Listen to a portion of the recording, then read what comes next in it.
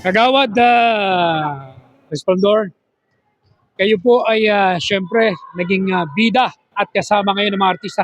Ano pakiramdam na kayo ay syempre naging kalaro ng ating mga celebrity? Ah, Gusto ko nagpapasalamat po kay una po sa lahat kay Mayor L.A. Ruan po sa pagbibigay po sa amin ng oportunidad na makasama po kami sa mga ganitong aktibidades. Bilang kami mga LGBT community, kita-kita po namin sa lokal na pamahalaan na napaka-special po kami para sa kanila. At itong oportunidad na ito ay aming pinapasalamatan bukod sa amin dito sa mga katulalahi ng Infantay. Napakasaya po namin ngayon at bigyan kami ng oportunidad para makasama dito sa aktibidades na ito. Oo. Anong pakiramdam na nayakap ka ng artista? Sobrang sarap, sobrang saya, sobrang yummy. Hindi, bali, hashtag paldo.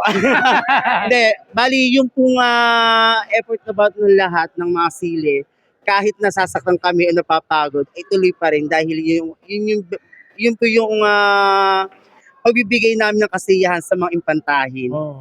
Kaya po kami nakasama dito sa aktibidades na ito para magbigay po kami ng aliw, faktor sa ating kapestahan. Oo. Pero yung pagpapahalaga ng inyong alkalde para sa'yo, yung treasure, anong masasabi mo rito? Sobrang yung pong sinasabi mong treasure talaga grabe. Napaka-grabe po ang pagbibigay sa amin ng oportunidad ni Mayor LA sa ikatlong lahi ng Infanta. Ilan ba kayo lahat ng miyembro ng ikatlong lahi?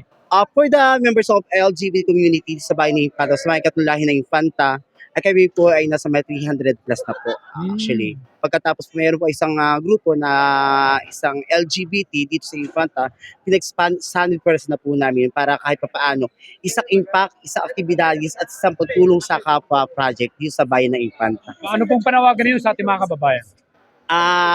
Panawagan lang po namin ay tayo po ay magsama-sama magtulungan para po sa pagsulong po ng ating lokal na pamahalaan at higit po sa lahat ay tayo po mahal at magkaisa sa bayan ng Infanta.